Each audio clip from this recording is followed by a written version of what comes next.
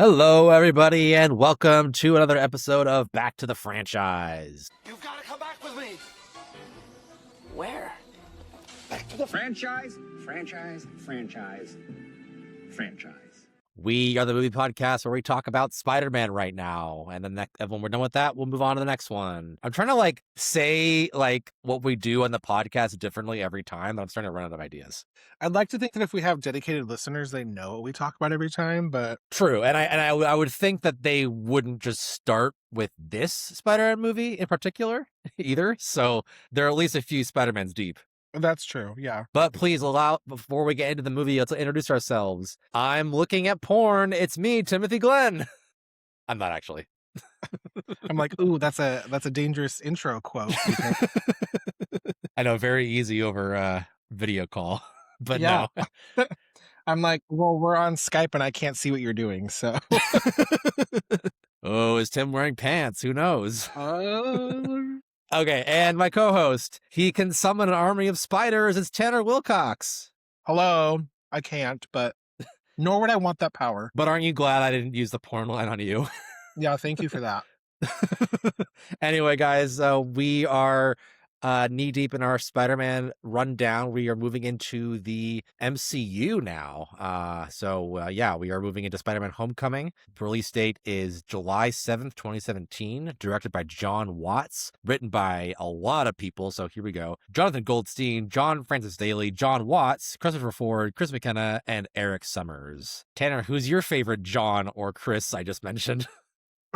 None of them, but I want to know how much each of them actually contributed to get a writer's credit. Well, we'll get into that because, in fact, a lot of them are writing partners. So a lot of the screenplay kind of bounces around between, duos. It starts with two, then it moves on to two, and then, so on and so forth. But yeah, let's get into it. Before we do, though, spoiler alert for the whole movie. We're going to be talking about plot spoilers throughout. So this is your warning if you guys don't want to be spoiled. But Tanner, let's get into our personal histories of the movie. First time watching it, how many times since? What was it like watching this time, etc.?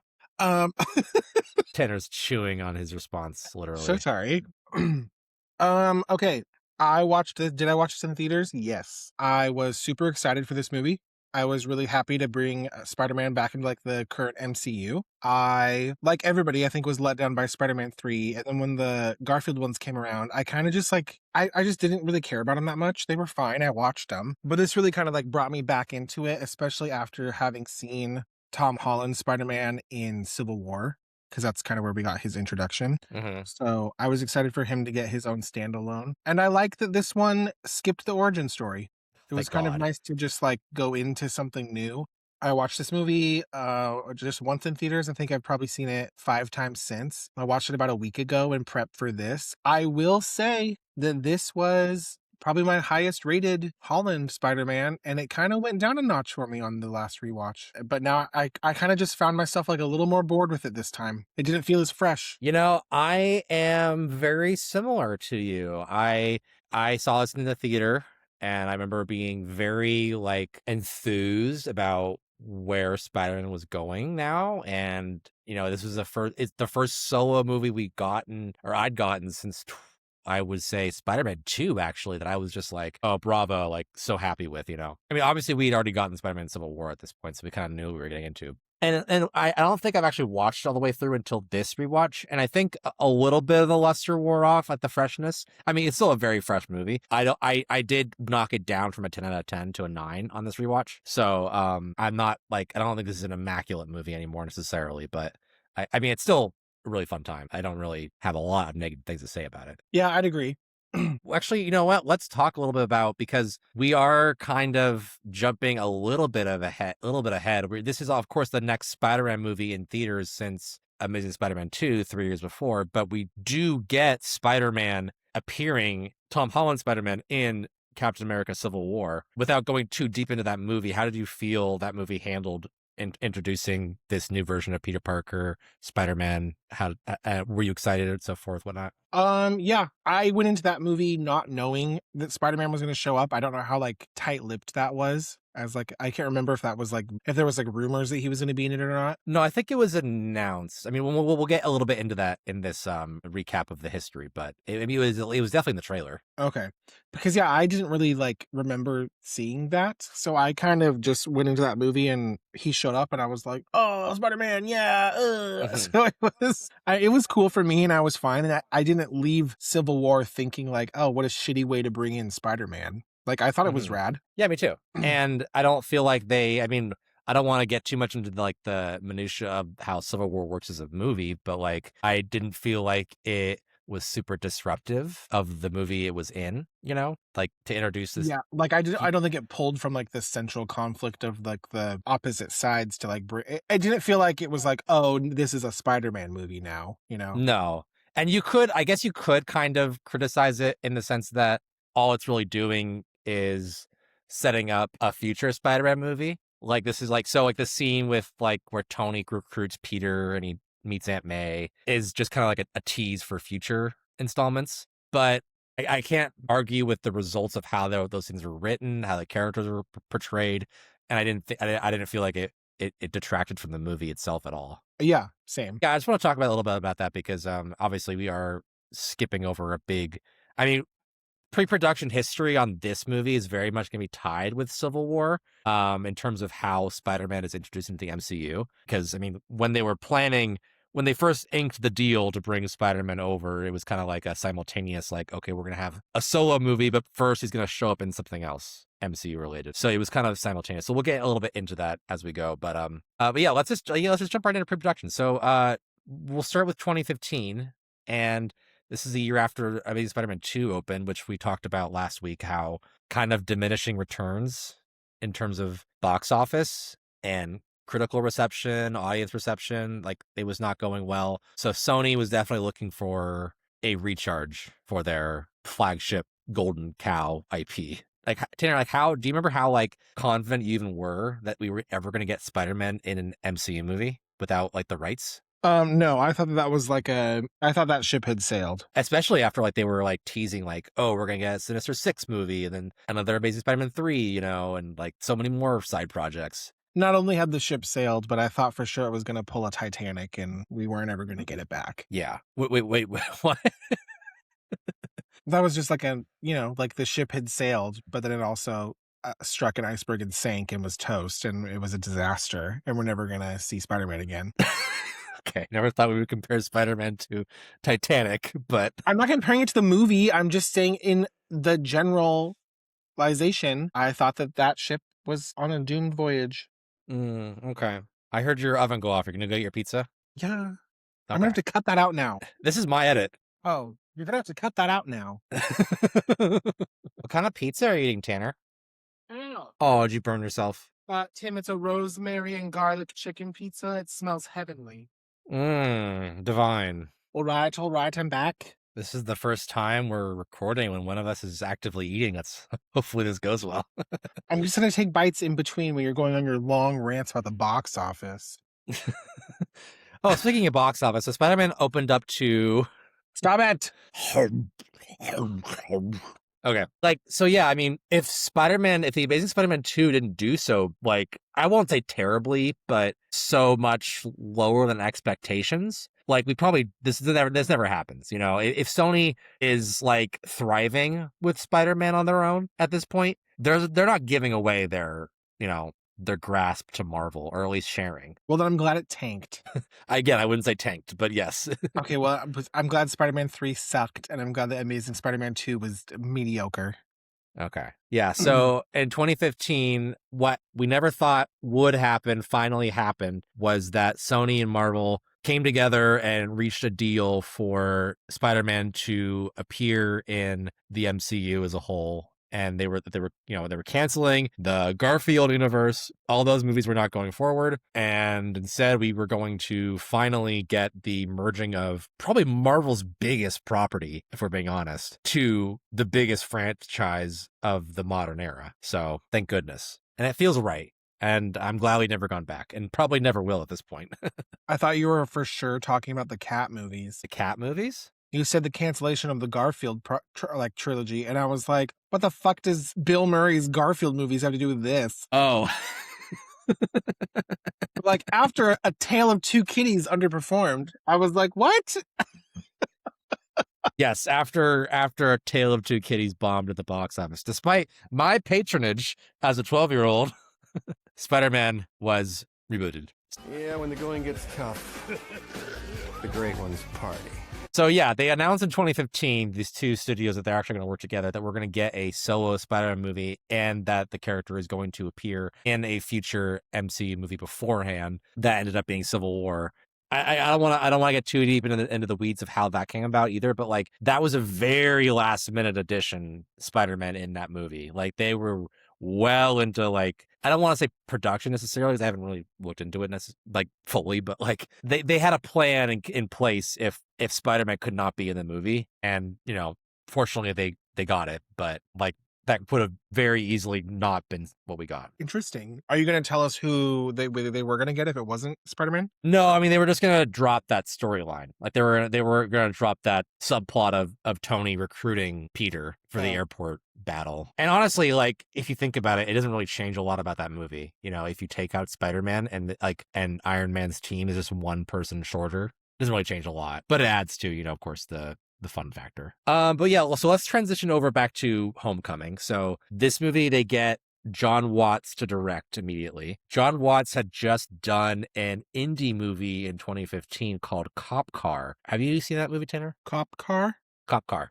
Nope. It is a coming of age kind of like thriller movie about these kids who steal a cop car, and the cop car is owned by Kevin Bacon, but he's dirty. He's a dirty cop, and they took a dirty cop's car. It's a good movie. I recommend it. Okay, all right. But that's again, and then Tanner, you've kind of bemoaned like, oh, here they go, just grabbing another indie director to puppeteer for a production. That was the one that they chose. Time. Yeah, pretty much. Like he was the guy who came up that year, and they were like, just snag him and he'll do whatever we say. But in this case, it worked out. I think they made a good choice. But I do have a bunch of other directors they did consider here, so we'll do a little bit of yay and nay. And since a lot of these directors are or were up and coming at the time, they wanted a fresh voice. They didn't want to just hire David Fincher again.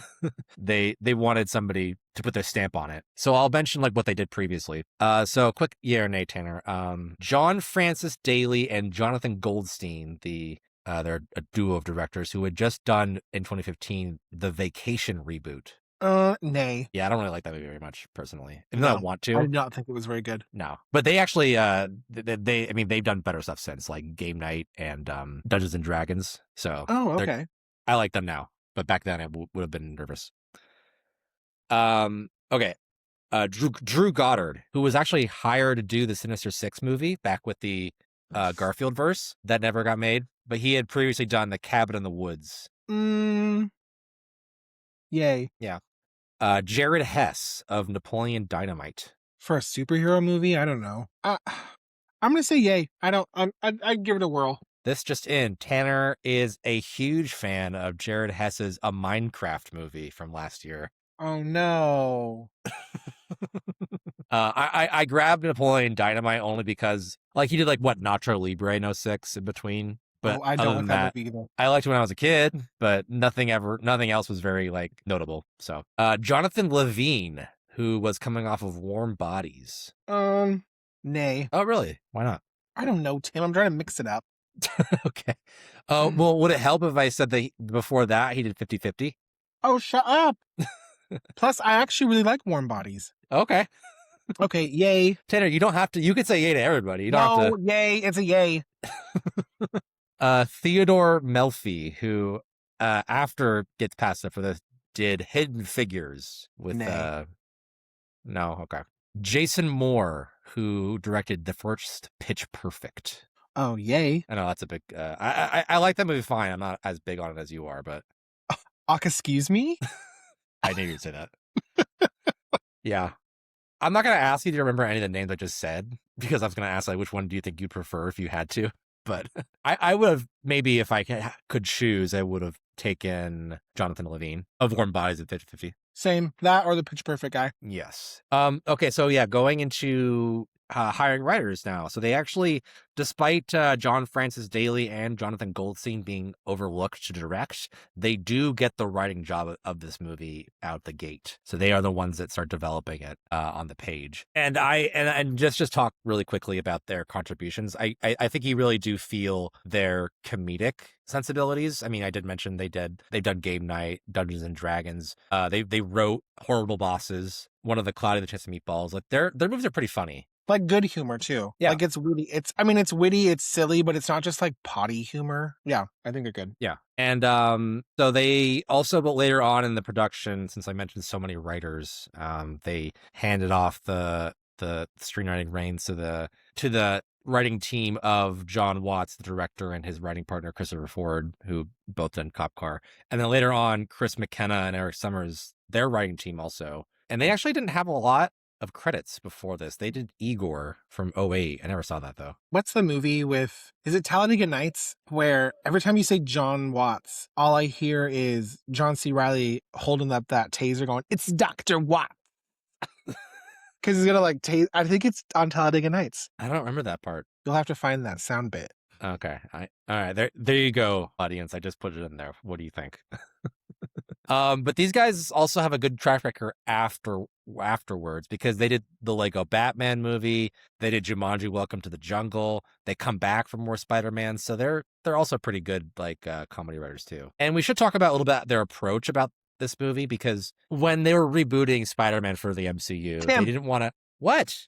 I found it. Oh, okay. Play it. Hold it right there, Mr. Fancy Pants Foreigner. You just broke my bro's arm. Now you're about to get tasered. Say hello to Dr. Watts. Good cow. Say hello to Dr. Watts. See, there's like so many more quotable lines in that scene specifically that I wouldn't have pulled that one. Like, break it, Pepe Le Pew. Well, yeah, I'm like, I don't have it's not like a standout line for me. It was a trigger. I heard Watts and I was like, oh, John C. Reilly somewhere in my brain is going, Dr. Watts. I do like where your brain goes sometimes, so I appreciate that, Tanner. Thank you. Great. Okay, continue. But we should talk about, as we mentioned, their approach to rewriting the character for a new generation. I mean, like, we talked about how in the Amazing Spider-Man movies, especially the first one, how it was kind of underwhelming when they keep hitting on these like same beats that we'd already seen, like not just like the origin story, but like Uncle Ben's death and like, oh, not my problem. This time you'll say, not my policy. Like, or this time Ben will say, great power, great responsibility, but with way more words. It felt too similar. And their approach to this particular movie was like, let's not do any of that again. Which I like. Me too. Yeah. And they're like, also, we're going to have a hot Aunt May. Well, they were already aging down Aunt May with Sally Field coming off of Rosemary Harris. But yes, it is the continuation of the young Aunt May as well. Yeah. But they also one of their biggest influences on this movie is John Hughes, the director from the 80s, Breakfast Club, Ferris Bueller, Pretty in Pink. That was like I guess what you'd say the ethos they were trying to evoke with this movie as a high school superhero movie. Got it. That's why MJ in this movie is basically what's her face from Breakfast Club? Ali Sheedy.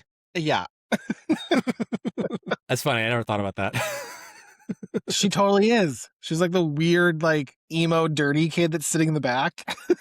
There is a hang on, Spider-Man Homecoming Breakfast Club poster side by side. They made a Spider-Man Homecoming poster. Let's see who they decided. Okay, so they made MJ, Ali Sheedy.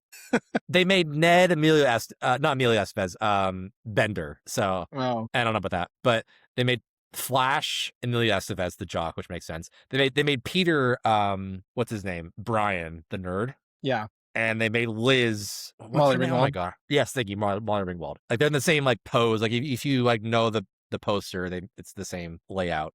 Yeah. Anyway, I mean, I really appreciate that. And I was kind of watching this movie with that lens in mind of those classic 80s. I mean, this movie, Peter is always he was in high school for half of the first movie in 2002. He was in high school for the first Amazing movie and then the very beginning of the second one. But they never really felt like high school they never got the high school aspect down right, I don't feel like. Well, that's because Tobey Maguire was 30 and Emma Stone was running a Fortune 500 corporation.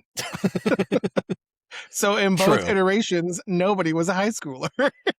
Well, true, but even on like a writing standpoint, this never felt like a movie about high school kids, you know? Yeah. Whereas this one really feels like Peter, what he says he's 15 in this movie, I think. It feels like he's 15, you know? Like it feels like it's written Yeah. like this is like a 15-year-old trying to be a superhero and kind of sucking at it, and also dealing with high school issues of just being a teenager, which that comes with the territory, you know? So like I thought they merged those two aspects really well. Yeah, I think that's what gives it like such a fresh feeling. And they always say, like, you know, the best MCU movies are like, it's a superhero movie, but crossed with this. Like, you know, so like Winter Soldier is like a superhero, but also like a 70s espionage movie, you know, and the vein of that. Or Ant-Man is a heist movie, or Guardians of the Galaxy is like a space opera kind of thing. Like they keep the DNA of the superhero formula intact, but when they introduce these other elements to it, like those are probably some of the better movies in the series, I would say. Yeah, me too. And I feel like they haven't really done that in a while, and I wish they would.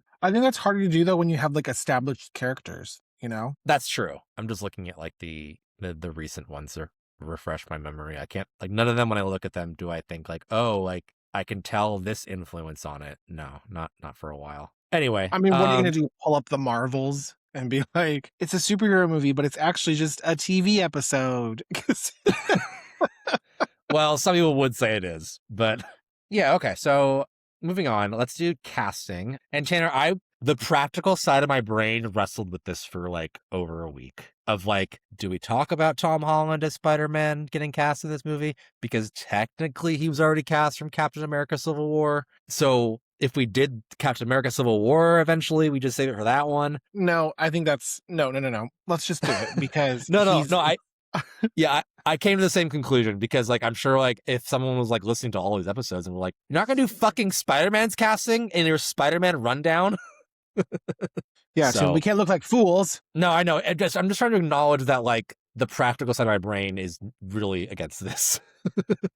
But let's do it anyway. So Tom Holland, yes, eventually gets cast as Peter Parker / Spider-Man in this. His big role I wrote down for this was The Impossible. Do you remember that one with Naomi Watts? I sure do. He was one of the kids in that one. He was also in, do you remember seeing that Saoirse Ronan movie, How I Live Now? No, I've never heard of it. You never seen that? No. Oh, it's from like 2013, I want to say. So like 4 years before this. It like takes place in like this like dystopian kind of world where there's like a new war and all these British kids have to like live like on the outskirts of the war. So she's like shacking up with, not shacking up, but she's living with Tom Holland and his family. And Tom Holland's this little like 13-year-old. He's pretty cute in that. But I recommend it. It's a good movie. It's also based on a book. YA. All right. Very YA. Anyway, but let's do a yay or nay. This was a very contentious list of people who almost got it. So let's start in alphabetical order with Asa. I'm not sure if it's Asa or Asa, but Butterfield. Nay. Of Ender's Game. Okay. You're saying nay, but I'm pretty sure he was like the one people expected to get it at the time. Well, you know what? He can stick to his failed Ender's Game franchise. Okay, Ender's Game is not it's not a great movie, but it's not bad either. It's not as bad as you'd think. Yeah, no. You know what? Fine. He's fine. I like Asa Butterfield. It's a nay for me. God, let it go. No, I'm not saying you're wrong. Just okay, Timothy Chalamet, pre-fame. Nay. Yeah, he's got Harry Osborn energy, if I have to say so myself. Liam James, who is a name I didn't remember, but he was the kid from the way back. Oh. Yay. That's a really good movie. I'm pretty sure you rewatched that one. Yeah, I love that movie. Judah Lewis, who was the kid in the Babysitter movies on Netflix. Oh, he was good in those. I'm going to say nay. You're not going to hear me say anything good about those movies, except that I'm glad we have Samara Weaving now. Matt Lintz, who is, again, another name I don't recognize, but did you ever watch Ms. Marvel, the miniseries? Yeah. He was like her best friend guy character. You know what? I'm going to say nay just because he's forgettable. No, okay. Charlie Plummer, who's been in a lot of things, but I wrote down, did you watch the Looking for Alaska adaptation? Yeah, but I'm going to say nay because that Nepo baby can get to step in. He's a Nepo baby? He's Christopher Plummer's grandson. I'm pretty sure that's not true. You didn't believe me that Amanda Plummer was Christopher Plummer's daughter. I remember that conversation, yes. And I just looked it up. No, Charlie Plummer is not related to Christopher Plummer. God damn it. Although I think I used to think that too, because they were both in, what's that movie? All the Money in the World? The one that Christopher Plummer replaced Kevin Spacey on. Remember that one? Yeah. Charlie Plummer's the kid that gets kidnapped in that movie. So he's already playing his grandson in the movie. See? But you know what? I will say that the Amanda Plummer one, when I found that out for the first time, shock of a lifetime. Well, she's not up for this. She's not up for Aunt May in this movie, so I'm not going to mention her again. Joseph Quinn, before he was famous for Stranger Things. No. Yeah, I agree with that one. This one makes me feel bad because I feel like this actor got a bad shake, but Chandler Riggs, aka Carl from The Walking Dead. Carl. Carl. Nay. Yeah, I also feel like he's a little too young at the time. Zachary Gordon, aka the Wimpy Kid of the Diary of a Wimpy Kid franchise. Yay. I have seen all those movies for some reason. For all you youngins out there, that's the kid that's going around TikTok right now on the viral Total Eclipse of the Heart sound bit, where it's the Indian kid that sounds terrible, and then it goes to the voice of an angel, and it's that kid. Oh, I have no idea what you're talking about. That clip is having a moment right now. Okay, well, you are our resident TikTok user, of the two of us. Oh, okay, I guess we're going to listen to it. Don't worry, Tim, I'll find it. Okay, no, I'll wait. It's where I've never seen the movie, but it's where he's like auditioning for the school play, and it goes through like all these kids.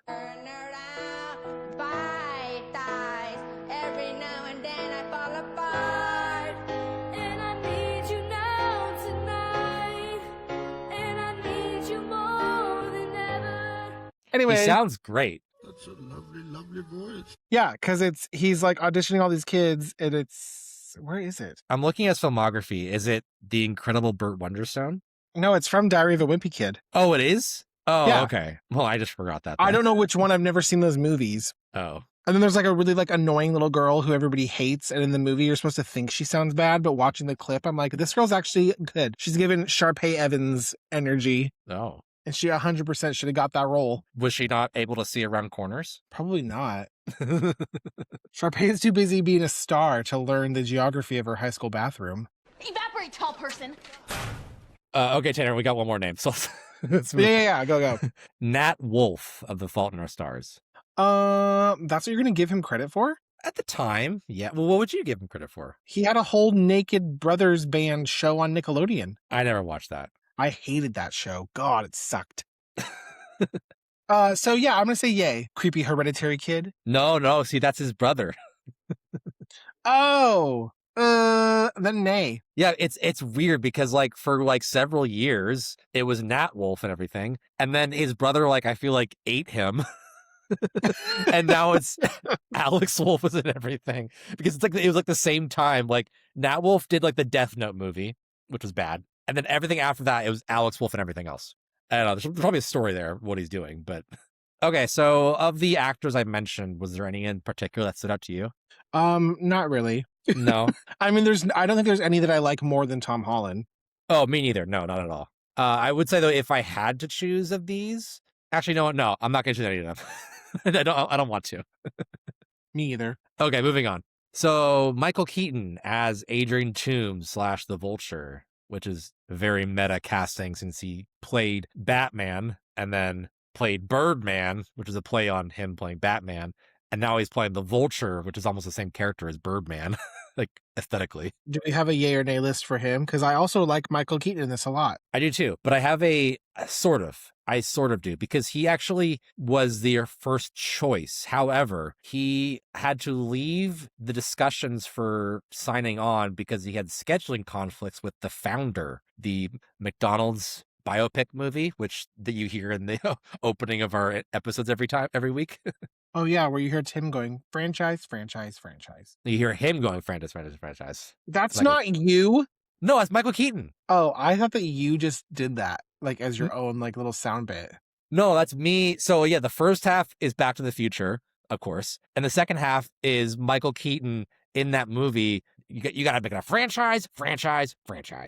All right, well, I like it more now because I always hate to say it, Tim, but I was like, cutting from a real sound bit from Back to the Future to Tim's overlay of this line just sounds sloppy. I'm pretty sure I told you that at some point that I that was. thought you just dubbed it. All right, okay, great. I'm glad that's Michael Keaton. Yay! Well, apparently, I sound like Michael Keaton. If my competitor were drowning, I'd walk over and I'd put a hose right in his mouth. No, that was like my first, like, no, I would never, I would agree that'd be very tacky to do that myself. And that was, in fact, like when we came up with the title of this podcast, that was the first thing I was like, I want to do this. And I did it. So, but anyway, so yeah, he had scheduling conflicts with that movie. So he had to leave the table for this. So they didn't think they were going to get Michael Keaton. So they instead were heavily considered John Leguizamo. What? Yeah, the iconic Johnny Legs. Sid the Sloth himself. And you say that, you say like, what? But I will contend that John Leguizamo is one of the most underrated actors in Hollywood. He is great. Yeah, there's nothing that I haven't liked him in. I mean, he's not bald like the Vulture is supposed to be, but I don't have a tough time seeing him in this movie. No, yeah, that's fine. Because he Yeah. plays kind of like a douchey guy in his role in Sisters is really funny. I don't remember him in that movie. Tina Fey and Amy Poehler. I mean, you want to talk about versatility? Hello. Watch Tu Wong Fu. Thanks for everything, Julie Newmar. That's true. That movie is also better than I thought it would be. I love that movie. I'm the Latina Marilyn Monroe. I got more legs than a bucket of chicken. But unfortunately for Leguizamo, Keaton's schedule opened back up, and he eventually was very vocal about his dissatisfaction with the casting process because he felt that he was used as a pawn for like Marvel to get Michael Keaton back on their terms. Ooh. Did you ever hear like the story of the original Batman? They originally wanted Jack Nicholson, but they couldn't get him to be Joker, so they're like, "Oh, we're gonna get Robin Williams," and then Jack was like, "Okay, now I'll do it," and then Robin Williams was very upset about that. Because was Robin Williams actually going to do it, or did they just use his name as like a lie? He would have done it if they gave it to him, that's for sure. Oh. But he felt like they were just using him. Yeah. So a very similar situation. Fuckers. They asked, like they said, "Well, John Leguizamo, you can, still be in the movie. We can give you a different role." And he was like, "Nah, I'm not interested. Like, fuck you." Good for him. Yeah. Although I would like to see him in the MCU at some point. He's great in everything. Although, you know who I have this fun little detail right here in terms of also who could have played it, is that when this was in the news about Keaton's casting and Leguizamo's jilting, that Mark Hamill said that he wanted to do it if Keaton backed out again. Really? Yeah, he's like, I want to be the Vulture. Oh, God. Which I'm glad they didn't do that. It would have been hard for me to. I mean, I don't want to like pigeonhole Mark Hamill as Luke Skywalker, but it would have been hard for me to overlook it. I mean, I feel like I inadvertently have typecasted Mark Hamill as Luke my whole life. Sure. And also, this is the same year as like his Last Jedi, so it would have been kind of like distracting at the same time. Yeah. Oh, sorry. I do have one more considered. I have Gary Oldman. Oh, yay, because Gary Oldman can do anything. Yeah. No, don't give me that hesitant yeah. Gary Oldman could have a movie where he plays a couch and I would watch it. Coming this fall, Gary Oldman is in makeup, winning an Oscar as a lazy boy. Yeah, you can make it a romantic movie. It could be Love Seat. I don't know. I don't see the fit in terms of like the tone of this movie. Gary Oldman being brought on, like, when has he ever been really funny or like light even? I don't know. I mean, his villain in like Fifth Element, I don't take seriously. No, that's fair. Yeah. Okay, I'll see that point. In reality, you and I are in the same business. Cheers. Okay, moving on. We also have Jon Favreau coming back to play Happy Hogan in this movie, who is third build somehow. I have no idea how that is a thing. You know who's fourth build this movie, though, since we're on the topic? Guess. Robert Downey Jr.? No. Gwyneth Paltrow. Yes. Shut up. Yes, she's the fourth build. For her one scene? Yeah, she is a cameo role, but her agents were like, no, you put her fourth. Yeah, you know that was like she like demanded that. Yeah. Anyway, where's Marissa Tomei? Let's see. Well, Marissa Tomei, I think, is like like at the end of the credits where it says like with like, so and so. Yeah, with Marissa Tomei and Robert Downey Jr. Like that, they had that. They had that spot, so it's not so much that they got overlooked. Fifth, though, if you're asking, is Zendaya. She actually has like a pretty small part in this one. Yeah, she's not really huge. Which actually, good segue because the next casting I have on this is her as Michelle, aka MJ, who originally she was cast as Mary Jane Watson specifically, but they decided to switch it up. Were you like surprised at the end when she was like, "My friends call me MJ"? Not really. I mean, it wasn't like a shocking factor to me, but I mean, I was kind of like, oh, that's an interesting like spin on it. That was the buzz the rumor mill was spewing, is that she was playing MJ. I did, however, had no idea who Zendaya was at the time. I mean, now she's fucking huge, but like back in 2017, I didn't watch the Disney Channel. She wasn't like a household name for me when this came out, so I wasn't like paying a lot of attention to her, I guess. But yeah, once like Liz was introduced as kind of like the main love interest in this movie, I just kind of thought like, oh, okay, well, they've already taken Spider-Man in a different direction with these, so they're probably just not going to have MJ, like at least in this one. So I just thought it was going to be like a Liz. I didn't think Liz would be like in all of them if they made more, but I just thought that we weren't going to get an MJ in this movie.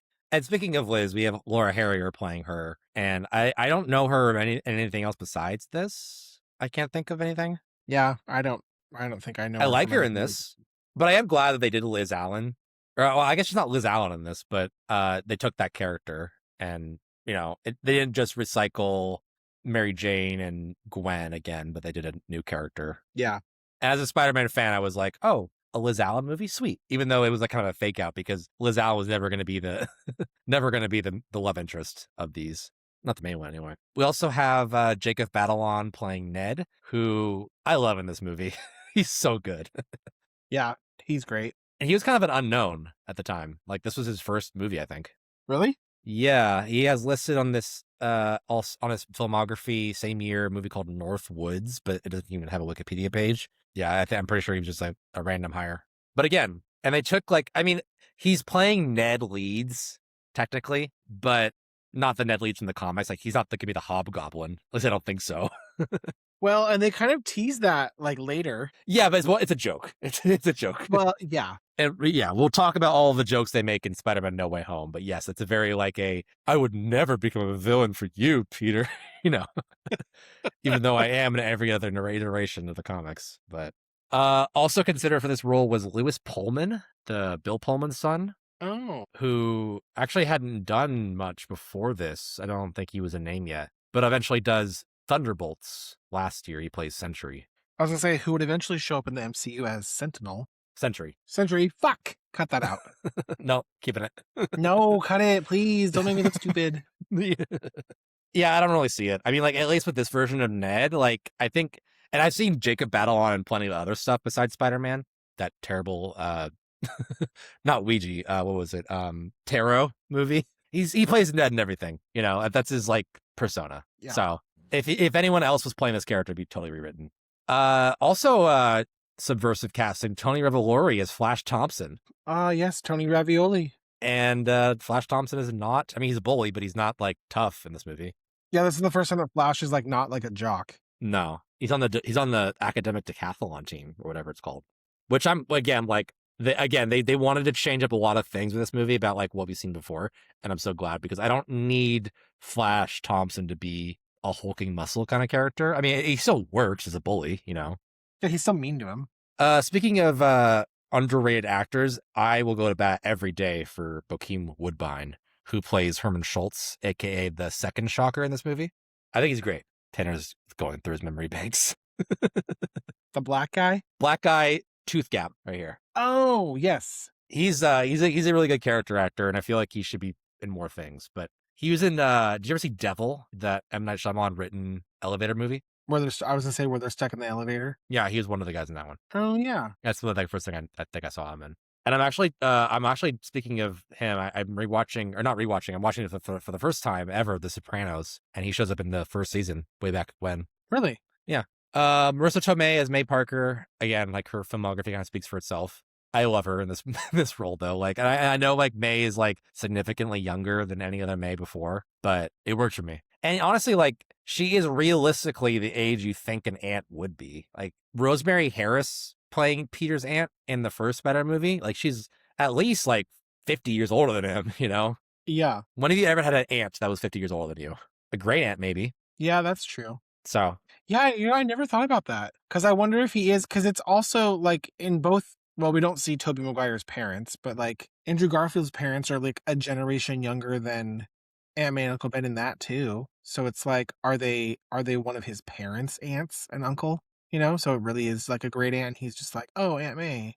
Well, I think traditionally Aunt May is his aunt by marriage. She was married to, because Ben was his uncle by blood. But, like, his uncle or, like, his great-uncle? No, his uncle. So his dad was Richard, Peter's dad, and Richard's older brother was Ben. That might be a little bit talking on my ass in terms of that's always the case, that Ben is the older brother. But yes, it's the brothers that are related, and then May is married into the family. And then also coming into this movie is Robert Downey Jr. as Tony Stark, aka Iron Man, which I love it when the MCU does this, where it's like, we're going to have a solo movie for this character, but we're also just going to kind of like throw in like somebody else randomly from the MCU. Yeah. Like they're doing that with Hulk in this next one and Punisher. Which I'm sorry, but out of all of the MCU characters, I feel like Mark Ruffalo is the one who has shown up the most, and I'm like, go away. Well, that's because he can't be in his own movie through like legal rights with Universal. He can't have they can't do a Hulk movie, so he can only show up in other people's movies.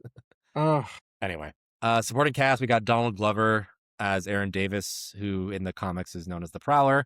And Donald Glover also, this is kind of a meta casting because he was the inspiration for the physical look of Miles Morales in the comics, and definitely the person that everyone wanted to play him for a while until he aged out of the role. But we also got Tyne Daly as Anne-Marie Hogue, Carrie Condon coming back to voice Tony's AI AI system Friday. Speaking of AI, we got Karen played by Jennifer Connelly, who I love. Oh, can I give you a fun fact about that if you don't already know it? I think I know what you're going to say, but go ahead. God damn you, Tim. Can you just let me have one thing? Well, it depends what you say. Jennifer Connelly is married to Paul Bettany, who Paul Bettany plays Jarvis and then later Vision. So Jennifer Connelly did the suit of Karen in this movie as kind of like a fun little nod favor because she's already married to Jarvis. Yeah, I was going to say if you weren't, but yeah. Thanks for letting me have that. No, thank you for contributing. I feel like too much of this podcast is me being like, so blah blah blah blah blah, and then you're like, interesting, great. Yeah, listeners, let him have it. Tell Tim he talks too fucking much. We also have not Tom Hardy playing Jackson Bryce, aka the first Shocker in this movie. And when I say not Tom Hardy, I mean Logan Marshall Green, because he looks so similar. But Logan Marshall Green is such a great value Tom Hardy. Yeah, like no, if you want a Tom Hardy but you're working on a budget, get Logan Marshall Green. Yeah. Michael Chernus is playing Phineas Mason, aka the Tinkerer in this movie. Michael Mando showing up as Matt Gargan before he's Scorpion. Kenneth Choi as Principal Morita, who, and fun fact, Kenneth Choi was already in the MCU. He played, he played a character in Captain America, the First Avenger. So he played Jim Morita in that one. So he's playing his own character's grandson in this movie. No, Tim, I don't think that's correct. Yes, it is. Nope, that was Philip Seymour Hoffman. Oh, God damn it. What? No, it wasn't. Yes, it was, honey. It was Philip Seymour Hoffman. I knew like halfway through where you were going with that. And I walked right into it. Hannibal Buress showing up as Coach Wilson in this. He's always funny. Martin Starr as Mr. Harrington, who also has technically already been in the MCU. He has a cameo part in The Incredible Hulk with Edward Norton as the guy that Bruce bribes with pizza at the college. Apparently the same character, canonically now. Whoa. And this is a name I had to look up because I don't know how to pronounce it, but Angourie Rice as Betty Brant in this movie. Isn't it Anjourie? Tanner, that's what I thought too. And I've heard podcasts, people mentioning her name as Angourie. And so I looked it up. It's Angourie. Oh, I always thought it was Anjourie Rice because when she got cast in the Mean Girls musical, I was like, oh, Anjourie Rice. Yeah, no, according to Google, it's Angourie. She's Australian. That's probably why. You know what, Tim? It's Philip Seymour Hoffman playing Betty Brant. No, he's already dead at this point. Yes, and I would like to say, we talked about this a little bit when we were talking about how I brought it up in the Tobey Maguire ones how Elizabeth Banks plays just like a bombshell Betty Brant. And then I had to ask you, and I was like, who is this fucking girl? And you're like, oh, it's Betty Brant. That's the Elizabeth Banks character. And I was like, what? Well, I just thought you would know, because Betty Brant is known for being like, I mean, she's not usually just a high school girl at Peter's school. She's usually at the Bugle. Yeah, but I just thought it was funny. And I like her in these, especially in the next one. She's funny. Yeah, I'm looking forward to rewatching that. She has a bigger role with Yeah. Ned, a better. I mean, she's funny in this as like the anchor on the high school news show. But yeah, I'm glad they use her more. And then cameos. We already mentioned Gwyneth Paltrow's Pepper Potts. Chris Evans as Captain America, funny cameo. Zach Cherry as a street vendor. And do you watch Severance? No. Okay, he's probably gotten a lot bigger from that show. I haven't seen it either, but he's the guy who in this movie was like, You're that Spider guy on YouTube, right? Call me Spider-Man. Okay, Spider-Man. Don't flip. Yeah. Oh, really? yeah. And this is the first thing I saw him in. He's also in Shang-Chi. Do you remember in Shang-Chi, the bus fight? There's the guy who's like, Yo, what up, y'all? It's your boy Clev coming at you live on the bus. I actually did take a little bit of martial arts as a youth, so I'm gonna try and grade this fight as we're going. so yeah, he's that character's shown up twice in the MCU and little cameos.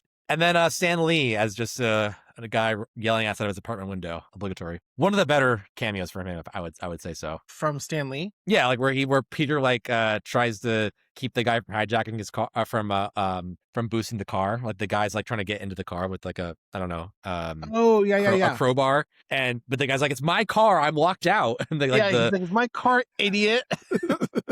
the alarm's going off, and then everybody's like, I'm sorry, I didn't know, and then everyone's yelling like, hey, shut the fuck up, and then Stan Lee's like, Don't make me come down there, you punk. Hey, Gary, how you doing? Marjorie, how are you? How's your mother?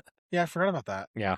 Okay, let's move into filming. So principal photography of this movie starts in June of 2016 and lasts till October. So only 4 months shooting this one, actually. I think like most of the Spider-Mans we talked about were like at least 6 months. And the working title of this movie, I wrote it down just because I don't understand it, is Summer of George. Oh. Any insight on where that might be going? Nope. Me neither.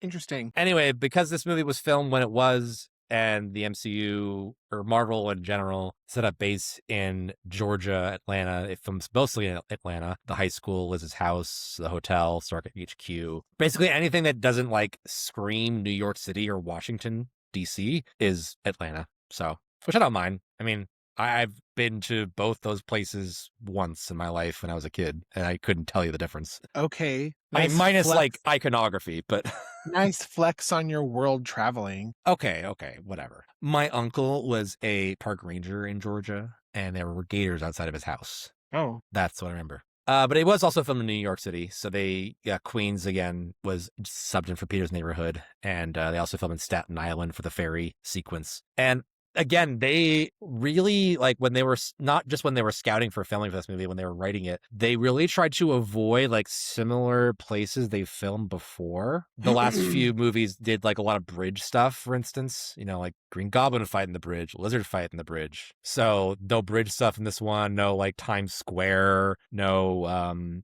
Chrysler Building or whatever. And they're like, no, we're going to do the Staten Island Ferry, which I'm all for. Isn't the Staten Island Ferry in one of them? It's in this one. No, I meant, never mind. Like a set piece? Like an action set piece? Yeah, never mind. I mean, I am the one who's done the research for all these movies, so I don't recall, but I could be wrong. And, you know, they don't film in Washington, D.C., I don't think, for this one. I should double check that. But I am glad they leave New York, because as we mentioned in the last episode about how in Amazing Spider-Man 2, they were like teasing like, oh, Peter and Gwen are going to move to England. And I was like, yes, get him out of the city. So sick of Spider-Man in New York. And I'm glad in this one that they actually, even it's just like the Washington Monument for a scene. I'm glad they do that. Yeah, I like that too. It's a nice change of scenery, I guess. For post-production, I only have one note. Again, this is the score. So we have Michael Giacchino coming on this one, who had just done Doctor Strange's score, which is one of the better scores, in my opinion, of the MCU. This one is also good. I mean, I feel like it relies heavily on the like classic Spider-Man theme from the cartoons in the 60s. Yeah. But it's not bad. I don't know. That's all I have to say on it. I mean, Michael Giacchino is one of my favorite composers working today. I don't think I know him. What else has he done? Oh, you know him. He won like 2 Oscars for Pixar. I think he won for Ratatouille and Up. Ooh, okay. Both good score. Especially music from Ratatouille is so good. Let's see. He did The Incredibles, Tanner. Ah, yes. Your favorite Pixar movie. Yes, and such good music. No, he's done plenty of really, really good stuff. The Star Trek reboot, the Abrams one, 50-50, apparently, speaking of that movie. Dawn of the Planet of the Apes, Jurassic World, Zootopia. Like, this guy's just bangers after bangers. Oh, he does the Batman, the Robert Pattinson movie, too, after this. Really? That's not even music. It's just tones. Dark, ominous tones. The masturbating dog killer got away again. The owners are dead, but at least the dogs are happy. Bong. I will disagree with the Batman score. That is not just dark, ominous tones. That is a damn good score. But I do love quoting that part from Forgetting Sarah Marshall. Okay. Anyway, so yeah, did you have anything else to say about the score before we move on to the rest of the review? Well, probably not, since I didn't even know who did it. Oh, okay, fair enough. But thank you for asking. Oh, I should mention he also did Rogue One, so a movie we previously talked about. Okay, well, he's no John Williams, but no.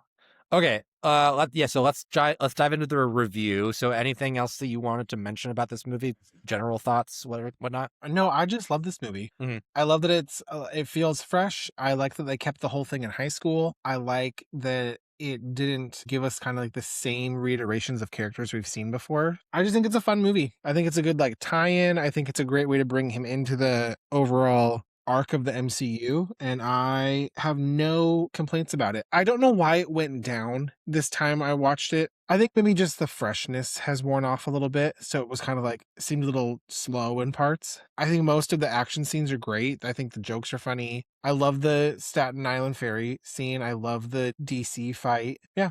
Fresh is a very good word to describe this movie. I mean, that's kind of what they were going for. So to use that as a adjective for the not just the writing, but the direction, the casting, everything about it, like that's probably what they would want us to say. So I'm sure that the people working on this movie are glad to hear that. Not that they're listening to us, but no, but I think they really nailed what they were going for. Yeah. For me though, since you had mentioned like you weren't sure why it went down, your estimations, I think for me, the second time around watching this, I mean, obviously the first time it was so fresh for me that I just had to give it a 10 out of 10. It's still a really fresh movie. I laughed a lot rewatching this, but I think what it came down to for me is that like I don't know if the story is so, how would you say, impactful or resonant. Like The Dark Knight is a 10 out of 10 superhero movie. No questions asked. Is this Dark Knight caliber? No, I wouldn't say so. I think it's very, very good. It's a very, very good movie, but it's not like gay. It's not, this isn't approaching like Spider-Man 2 levels of cathartic. So, you know what else? Can I add another thing that I like about this? Yeah. Is that it also, I like that it brings in like more of the MCU. Like I like that the opening scene is like the cleanup of the Avengers, you know, like the first Avengers. And I like that that's kind of Vulture's origin story, is that he just gets screwed over because he's like, hey, we're the average Joes that have to clean up after these fucking galactic superhero battles. Cause like really people make that joke all the time. Like what's the insurance budget for New York City? That's kind of like a running thought for like a realist. So it's kind of fun that they made that like a real point in this, I think. So I like that was kind of a fun like throwback to an older Marvel movie. I don't like the opening scene only because I feel like it's kind of a weird way to start a Spider-Man movie. But this movie definitely feels like it's not just like an MCU in name only. It definitely feels like it's part of this world. And so you have like the Avengers invasion of the Chitauri, and yes, they get defeated. They get defeated and they go back because that's how it happens with heroes and villains. But like they leave behind all this tech, and it has like this ramifications on the people on the ground, you know. And that's very interesting. Like what was it last year? Captain America, the new one, which I was really underwhelmed by. But I love that they were like, you know what, this giant head in the middle of the ocean from Eternals that you forgot about. That's a major plot point in this movie, you know, like a major MacGuffin. And I love that the MCU can just do that. Like it could be like, yeah, this completely unrelated movie that you wouldn't think would really affect it. No, it's going to affect it. Well, and I think it's fun because who knows? I mean, maybe the writers of these movies hear all the people's like online chatter, you know, like after Eternals, when everyone's like, okay, so this big fucking Eternal is just going to like stick out of the ocean or whatever it is. And then people are like, oh yeah, like let's bring that in because everyone's complaining about it as like a plot hole or whatever. And the same thing, like between 2012 and 2017, how many people were like, bro, who is like paying to clean up all these messes? Oh, we're going to make that a plot point of Spider-Man. So it's fun that they can kind of like do that, whether they're doing it on their own or they're doing it based off of what people bitch about. I think it's kind of cool. Yeah. I mean, obviously you don't want to like give in too much to fan, nitpicking, but sure. But yeah, like I like that it definitely impacts like you wouldn't really think about how ordinarily like how the aftermath of this like giant battle would affect New York, and especially like thinking back to the first phase of the MCU, Iron Man, the first two Iron Mans. For the general public didn't know that like we were not alone in the universe, right? Until the Avengers. Yeah. Because I mean, even Thor like wasn't like headline news. There's a god of thunder. He's hanging out on Earth, So I like that like this like quote unquote first contact for a lot of people with aliens like isn't just literally slipped under the rug. It actually matters. Yeah. Since we're kind of talking about the villains a little bit, let's talk specifically about Vulture. I love Michael Keaton in this movie. I think he really fits this part. I will say, before we find out that he's Liz's dad, I'm not entirely interested in his character because it kind of just feels like he's off to the side. He's not super involved. I don't know. What do you think about that? Yeah, I mean, it's kind of hard because Vulture to me is not one of like the main. When you think of Spider-Man villains, you're always gonna go like, oh, Venom or Doc Ock or like Green Goblin. Like those are like the three like big ones, I feel like. So Vulture is never to me like a super interesting character, especially comic book Vulture is just like so blech. No, he's always my least favorite, or one of my least favorites. Yeah, so I like that they brought in like a villain that people probably don't love. But yeah, I kind of get it too. Like without the twist at the end of who he really is, it kind of feels like two separate plots. You're like, okay, like what is the point of this? Mm-hmm. Like how's this going to tie into this like high school kid? Except that he's going to be like, oh no, there's a criminal. Like stealing alien tech. So yeah, I like it more in like the third act, I guess. But I don't have like a problem with it. I'm conscious to myself a little bit because I did in the last few episodes say how much they rely on coincidence in these movies with the villains being tied to Peter. And again, they do that eventually in this movie with the revelation of like, guess who's coming to dinner? It's, oh shit, was his dad is the Vulture. Like, which is totally like, I mean, like mathematically, that's almost impossible. But it still works for me. Like I remember being in the theater and like when that happened, when Michael Keaton opened the door to Peter, I was like, no, what? Yeah, I did the same thing. I was like, jaw floor. Yeah, no one's. I mean, because Liz Allen and the Vulture, Adrian Toomes, don't have any relationship in the comics prior, so no one would have expected it. So yeah, it's the one time. It's the last time I'm going to give this franchise grace for using coincidence as a plot point. But I like that they're still like even now, like even today, they're really trying not to like reuse. I mean, obviously in No Way Home, they literally reuse same actors as the villains, but that's kind of the point. But yeah, in terms of like these new movies and like they're still like next time we get Mysterio. This summer we're getting Scorpion and I don't know, maybe Jean Grey. Like they're still finding new characters to pick out of the bin, and they're pretty much doing pretty good job with all of them for the most part. So I'm glad that they took Vulture, a character who's kind of silly in the comics, like this guy with this like winged suit flying around, and they turn him into like this guy with a high tech. Vulture's like kind of scary in this movie too. Like it works. Like the jump scare when Peter's chasing the van through the suburbs. Oh yeah. And all of a sudden he gets plucked out of the sky. Like I jumped in the theater when that happened. And I also like how they included like the little like the Shocker guys, because like Shocker is not like a villain that I would have expected to headline a Spider-Man movie, but I have fought him way too many times in video games. So I'm glad that at least got to see him in live action. Yes, me too. Even if it's like very rinky dink, like he just has like a gauntlet on his hand and that's it. But it's a neat like sub villain for this movie. Well, I'm glad because you can't always, I mean, like you said, I don't think that those are villains that are necessarily going to be like headlining villains, but it's nice to still see them pop up. Yeah. And I would love to see Shocker come back. The one that's not dead, of course. I was like, but he died. No, not the Shocker 2, not Shocker 1. Also, I like that part because I mean, I know most people don't know Logan Marshall Green. I know him from like Prometheus. So when he died in the movie, first time watching it, I was also like, oh shit, he just killed him off. Yeah. Incinerated him in front of everybody. And it's a funny joke too. Like, it's like, oh, that's not the anti-gravity gun. Oops. You're the shocker now. Yeah.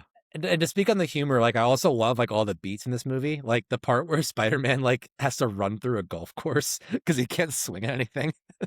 So good. Like, that's so funny. Like, He's like, oh, there's nothing here. yeah, he just like and nothing. It can't swing.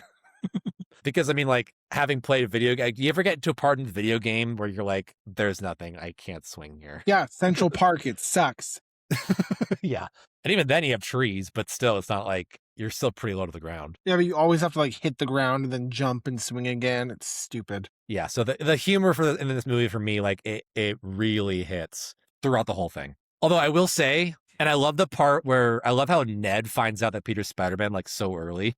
I will say though that Ned and Peter, like their montage of him asking questions, actually no, the whole movie, they are so not discreet at all. No. They would have been found out 10 times over. 100%. And like May, especially in that first one, where he drops that Death Star, it's like May did not ask enough questions. I mean, good for her for being like a respectful aunt, but I'm like, these guys are like fighting. There's broken Legos. You go into the room. Peter's in his underwear. I'd be like, maybe just one more question. I'd be like, so like, what's happening in here? Yeah, if Ned was a girl, this would be a totally different. Like a friend who is a girl, this would be a totally different conversation. Well, I mean, look, that same scenario happens in No Way Home. When does it? When him and MJ are escaping in the very beginning, and then he flies into his room and he takes the suit off and he's in nothing but his underwear. Oh, that's right. Yeah. May and Happy open the door and she's like, "Oh my god, oh I'm so sorry." And he's like, "No, it wasn't like that." Right. Okay. I would have given Peter and Ned the same reaction, especially because they're a bunch of losers. I maybe I'm being a little too critical because maybe that's like the joke is that they're not being discreet. And at the very end of the movie, May just happens to see Peter unmasked. He's like super not, observant of his surroundings. Yeah. Which again, and I guess it's kind of a more for the next movie or the next two, but also I'm glad that we don't have to like have him hide from Aunt May about his secret after this. Yeah. How do you feel about like the high school stuff of this movie? Like to get into like the plot of Peter having to juggle going after the Vulture, but also dealing with like, oh, I have to do this academic decathlon thing. And I love it. You do. Me too. Because I do think it gives it not everything has to be so serious and so like dark as like, because these are definitely not as dark as like the other ones. But I think that's part of what keeps it fresh feeling. And I think it's kind of fun because this is the first time that we're seeing Peter try to wrestle with this and he feels like a 15-year-old. Like he's fumbling things. He's not discreet like we just said, and that maybe comes with like the age part of it. He's trying he's like, oh, okay, like I did this one thing. So am I an Avenger now? Mm-hmm. Which is, I think, just very realistic to how a high schooler who's given this kind of tech and these newfound powers would act. Yeah. So I really like it. Even in the first, like, of the Maguire and the Garfields, like the origin story movies, he gets pretty good at being Spider-Man pretty quickly in both those. Whereas in this one, he's still kind of clumsy. He's like not very good. He makes mistakes. He doesn't have like the spider sense yet, so he's not like a ninja quite yet.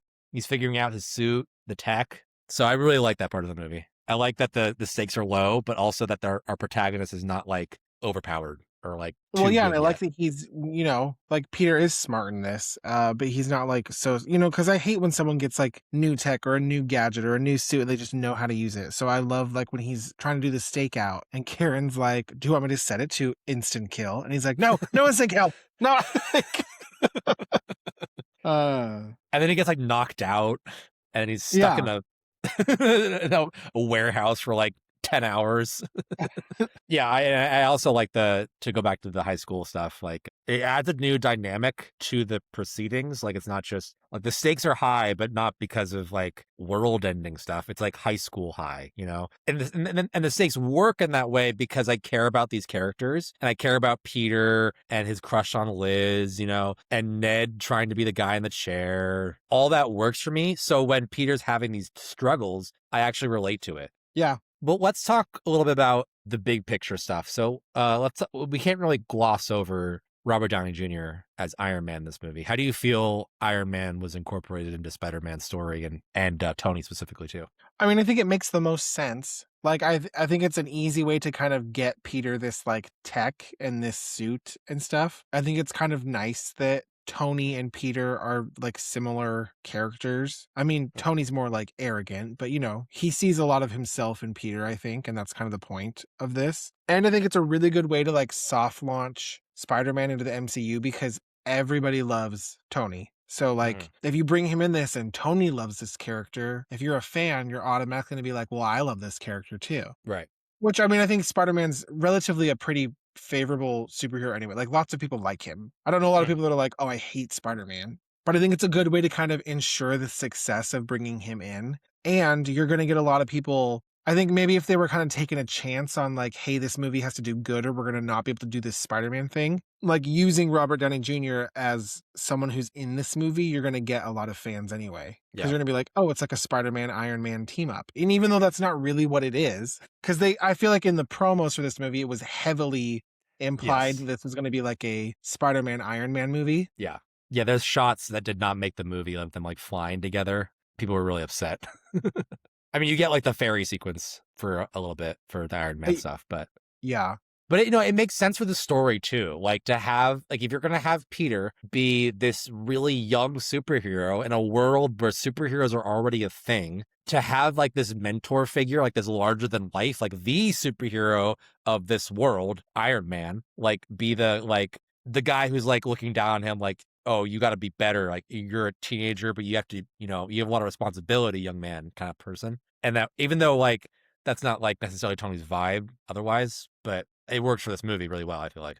And that narrative through line of Peter trying to prove himself as a hero really works for me too throughout this movie. And despite all of his hiccups throughout the whole thing, eventually he does save the day. He does save the villain too at the end. And the part where Peter is crushed by all the debris in the warehouse and has to lift it off of himself, which was inspired by directly from the comics, is one of my favorite sequences of any Spider-Man movie where he's like, come on, Spider-Man. And then he lifts it. It's like such a good heroic like hero moment. Gives me chills. Chills. Full body chills. What's that from? Nothing. I just said it. Oh, it sounded like it was from something. You know what, Tim? I can make things up. I'm clever. Oh, okay. All right. Well, next time someone else says that, I'll say, oh, you got that from Chandler Wilcox. Last thing I'll say before we move on is I don't think the action in this movie is necessarily better than a lot of the old Spider-Man movies we've gotten. And maybe that's just due to the fact that, Peter as this Spider-Man is not that adroit at what he's doing. And so like, you can't have like the camera being lockstep with this like superhero ninja. I mean, I like the set pieces, like the Washington Monument, the ferry, like they're good scenes, but I don't like come out of this being like, oh my God, the choreography of this movie was amazing, No, but I mean, I'm happy with it. Yeah. And I think there's more of it in this than there was in like the Garfield ones. Yes, especially the Amazing Spider-Man 2 was only 2 action scenes in that one. Yeah, I feel like the action is not necessarily as like fluid as those movies. Maybe that's just because that he's, Spider-Man's not as good. I was gonna say, I think that's attributed to the fact that he's just like kind of a clunky, clumsy new superhero though. Yeah. So if I had to like trade one for the other, I would definitely take what we got. But yeah, just a thought. Is there anything else you want to talk about before we move on? No, I think I'm good. Okay. So let's get into release stuff. So let's start off with our box office game. This movie makes 117 million world opening weekend in the US. So pretty good. 160 today. So Tanner, we will do the box office top 10 game. You have to pick the best movie among the top 10 that weekend that this movie was released, not knowing what is coming next. Once you pick a movie, you are locked into that movie. Once you pass a movie, you cannot go back to it.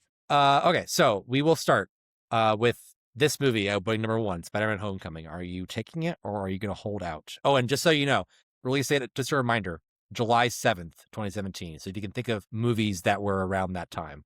Actually, I should ask you straight up. Is there anything that you can think of from that window of summer 2017 that you're thinking you might expect to see? No, I think this one's a hard round because I'm just going to pick it. You're going to pick it. Okay. All right. So we're picking Homecoming on this one. So you have, and of course, this is based on your own judgment of best movies, but You passed up number 2 that weekend, Despicable Me 3. Not sad about it. Edgar Wright's Baby Driver. I like that movie, but I don't like it better than this. Agreed. Wonder Woman, the first one. No, I'd rather have this. Agreed. Transformers 5, The Last Night. Boo. Yeah. Boo, the queen of refuse. Queen of garbage. Boo! Boo! Rubbish! Filth! Slime! Muck! Boo! Boo! Boo! Cars 3. No. Yeah. The House with Amy Poehler and Will Ferrell. No. Yeah, that was a big disappointment for me. That movie's not funny. The Big Sick, the Kumail Nanjiani movie. No. That's a good one, though. That's worth a watch.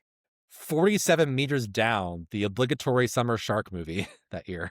Nope. Sorry, Mandy Moore. And The Beguiled from Sofia Coppola. I found you very beguiling. I knew you were going to quote that. You keep saying that word, and I don't think you know what it means. I just find you very beguiling. You are beguiling.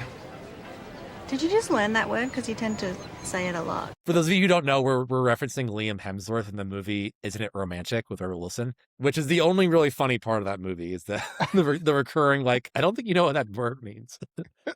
Look at her. She's so beguiling. What? But again, no. Okay, so you win then, Tanner. Congratulations, you picked the best movie. Yay. And I would agree. I think this is the best movie. I am very high in the first Wonder Woman. That would have been tempting. And maybe The Big Sick, too. And Baby Driver, if I'm being honest. But I still would prefer Homecoming. Did you watch The Beguiled? Yeah. The Colin Farrell, Kirsten Dunst? Yes. Elle Fanning, Kirsten Dunst, Nicole Kidman. I like that one. Another Sofia Coppola movie, right? Yeah. And that's a remake of the Clint Eastwood movie from the 70s. Oh. I didn't watch that one. That one's pretty good. But I mean, it is kind of like a weird concept. It's just like it's like 3 generations of horny women that are all trying to bang Colin Farrell. They're like, oh, a soldier from the war. A man? A man, a boy. A boy? A boy. A boy? Wow, a boy. A boy. A boy? A boy. Here we are. We're all sexually repressed. Okay, so moving on. So yeah, Spider-Man Homecoming, number 1 at the box office, but only for one weekend because the very next weekend, War for the Planet of the Apes came out. The end of that trilogy. And bumped it? That surprises me. You think Spider-Man would have held up another week? I thought it would. Let's see. Since you bring it up, let me pull up that weekend's receipts. Let's see. July 14th. Okay, so War for the Planet of the Apes opened to 56 million. And then in week 2, Spider-Man was at 44 million. So Spider-Man dropped about $70 million in week 2. Huh.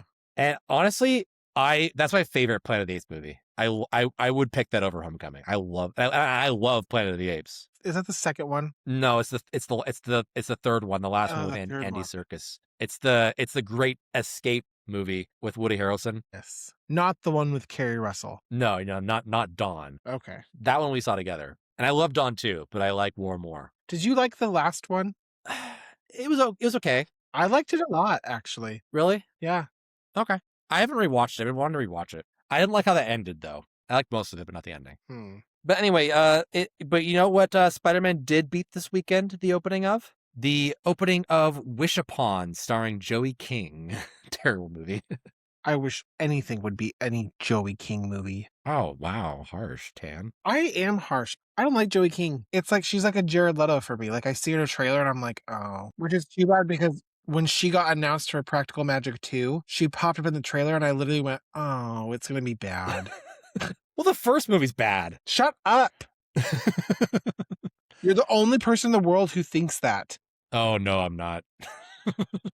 If you look at the reviews at the time, that movie was pretty much panned. But Tanner, we can revisit this because I have those movies on this calendar and that's only like 2 months away. Okay, great. We're going to do it.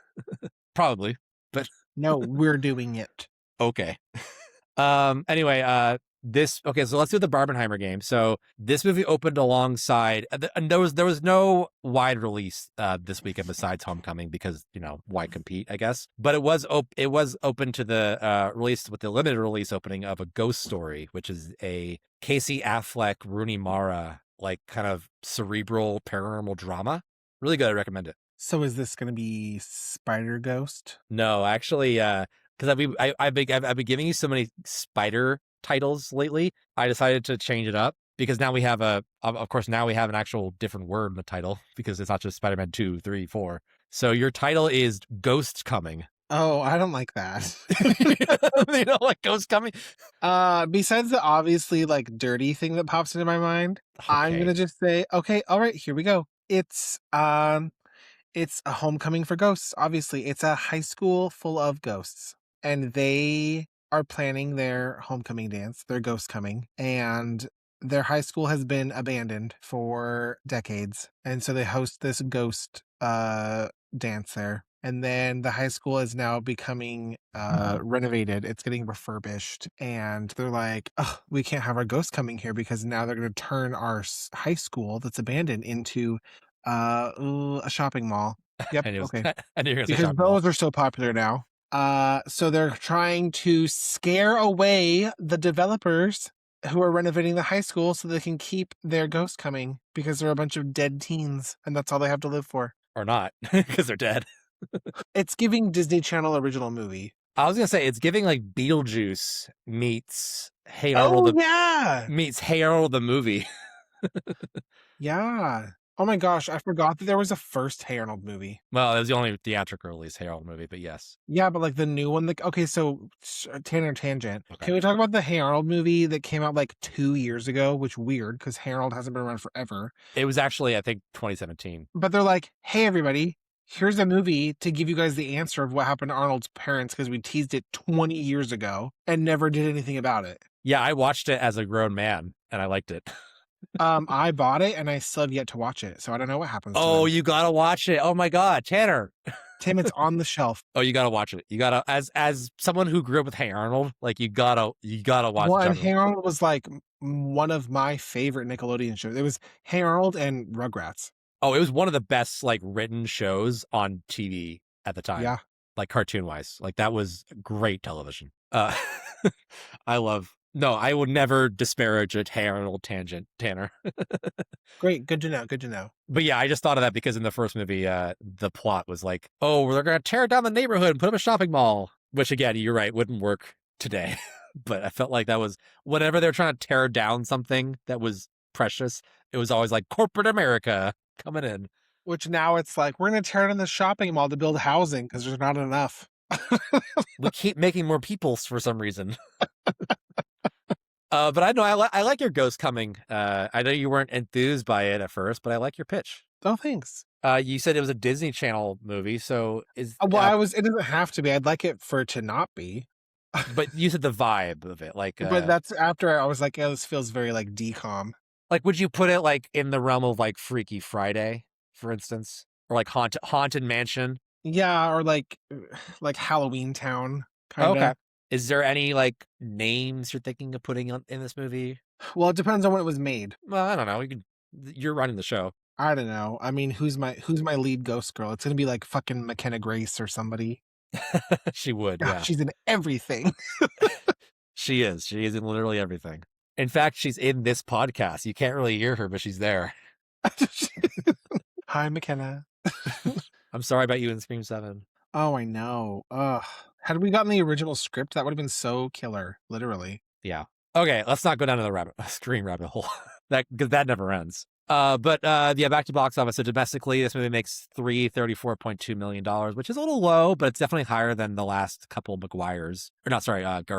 It is the number 6 movie of 2017 domestically. The number 1 movie was one we already talked about, Tanner's favorite Star Wars movie, The Last Jedi. Boo. At $620 million. This movie is couched on that list between number 5, also MCU, Guardians of the Galaxy Volume 2, which is kind of crazy that a Guardians of the Galaxy movie is makes more like than a Spider-Man movie. Yeah, but people ate that. People love, like, the first Guardians of the Galaxy was so big. Yeah. Yeah. I mean, it just like, if you had told me like 5 years before this that would be the case, I would not have believed you, but. No, when the trailer for Guardians of the Galaxy came out, I was like, ugh, dumb. Okay. I don't want to be like, I told you so. But when that trailer came out, I was like, this is going to be fucking fire. And no one believed me. No, I did not. Me and my friend Jeremy both were going to the and where I was like, I just don't expect a lot from this. I don't think it's going to be very good. I feel like it felt too silly for the MCU, you know, and it was so amazing. Yeah, in this world, it makes sense why I made more than Spider-Man, but that one made about 389, so it was not that close. It was about $50 million off, but a little closer still is the number 7 movie behind Spider-Man was It, Chapter 1, horror movie. Almost made as much as Spider-Man. That was one of the last movies that I went to where it was like a fully packed theater. Yeah, that was an event. That was an event movie for sure. Yeah. It was crazy. Like literally, there was people getting turned away at the box office. And I was working at Regal at the time, and the August preceding it was dead as shit. It was horrible. I was so bored. And then it was, I think, Labor Day, and that's what no one was seeing anything else because everything else was crap.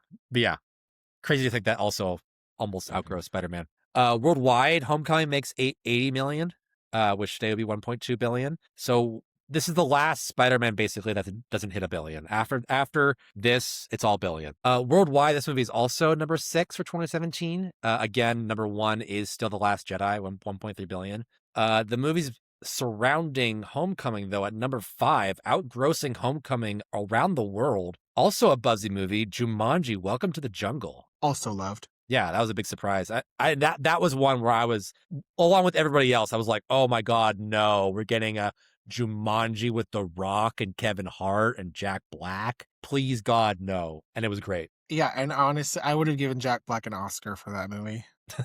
Yeah, that was like because he hadn't done a lot in the last 10 years before that, aside from like Kung Fu Panda. So like that was his first like live action role where I was like, oh my God, thank God Jack Black is back. Yeah. Anyway, so that one had a little more pull worldwide than Spider-Man, which is interesting. Also a Sony movie. Number 7 was Wolf Warrior 2, which is a Chinese release. So I have nothing to say about that. Aside from that, it was a movie from China, and I'd never seen it. Same. Budget for Homecoming was $175 million. So according to Deadline Hollywood, this movie makes a profit of about $200 million. So yeah, definitely in the green on this one. And I think in the last one, Amazing Spider-Man 2, it was also a profit, but barely. So this one definitely restores Sony's faith in the franchise moving forward, at least, you know, as far as monetarily. I'm going to skip over the critics' like reactions to this movie because I just feel like every week I'm always like, they said what we said. So I'm going to skip that. It was well reviewed. They had a lot of the same thoughts we did. I will say the scores, though. Online, this movie has a 92% on Rotten Tomatoes with an 87% audience score, so pretty good there. 73 out of 100 on Metacritic with a 7.4 out of 10 user score. 7.4 again out of 10 on IMDb. 3.5 out of 5 on Letterboxd, and an A cinema score on CinemaScore. So people coming out of the theater on that one also loving it. None of those scores are franchise highs, I think, either for live action or animated. But again, pretty great. And accolades, I got nothing this week because, again, after Spider-Man 3, the Oscars decided that Spider-Man movies are not Oscar movies. So that's never happening again. And they're still too good for the raspberries. So moving on to the legacy portion of the podcast. I mean, again, this is like the successful launch of Spider-Man into the MCU. Although I feel like nowadays people kind of forget how good this movie is. I think it's overshadowed a lot.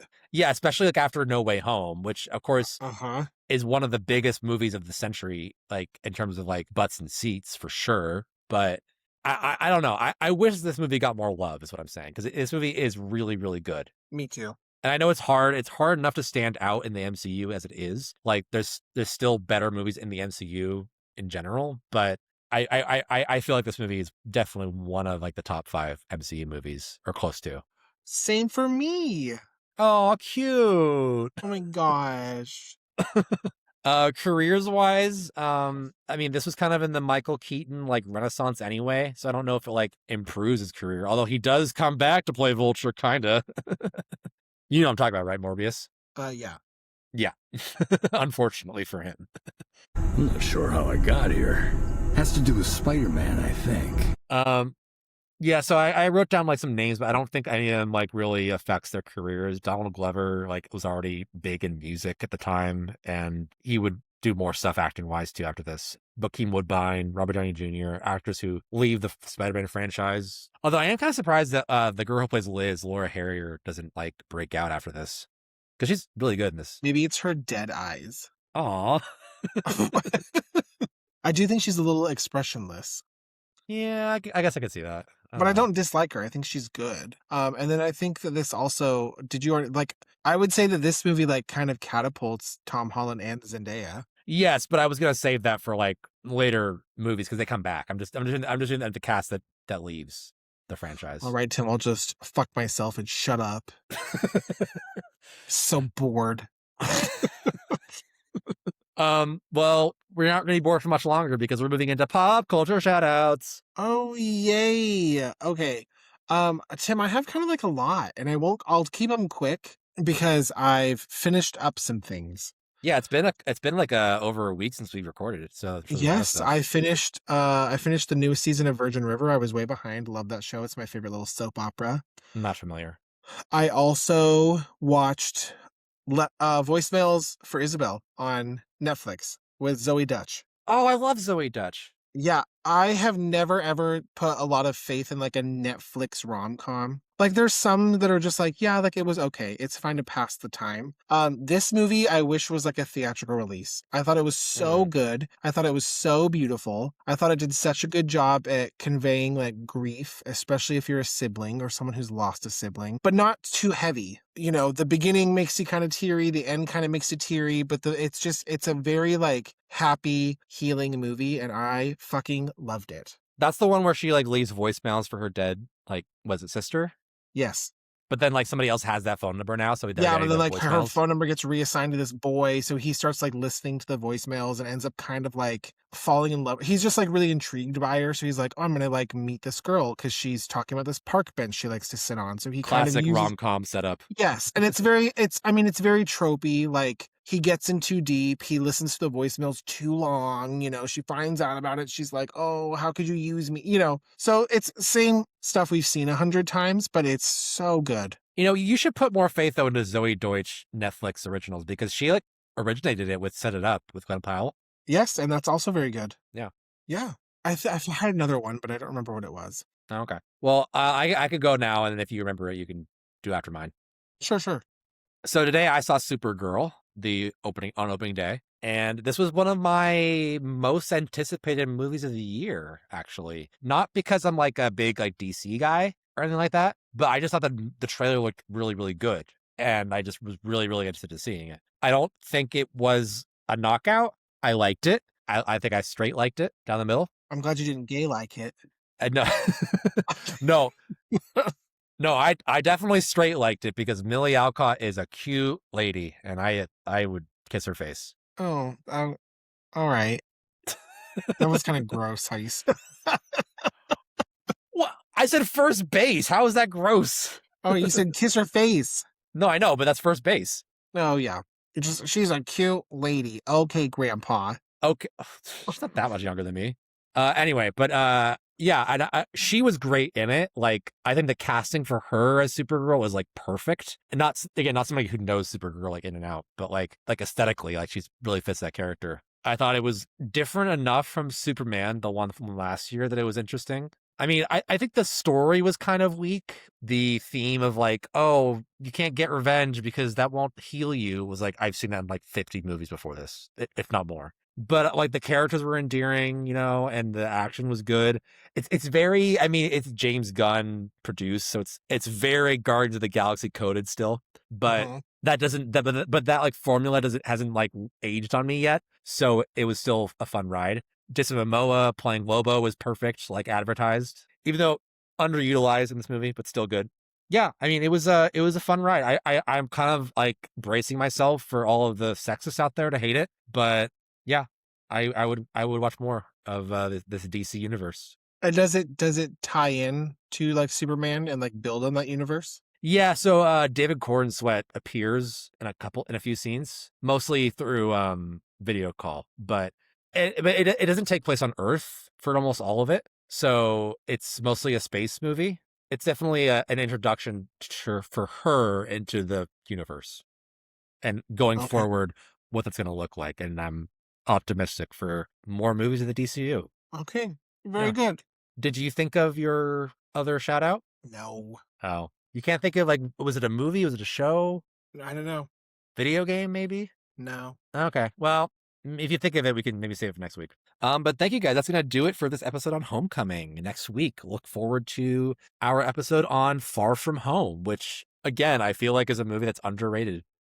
Oh, I don't feel that way. Okay. All right. Look forward to disagreement.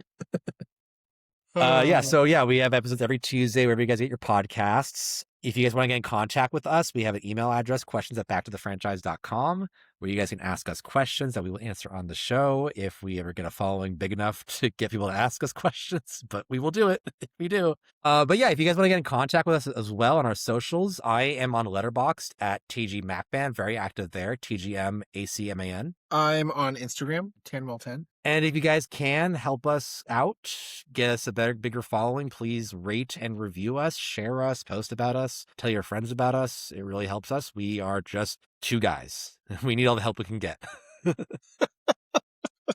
We are just two pathetic people who don't know what we're doing. So please help us.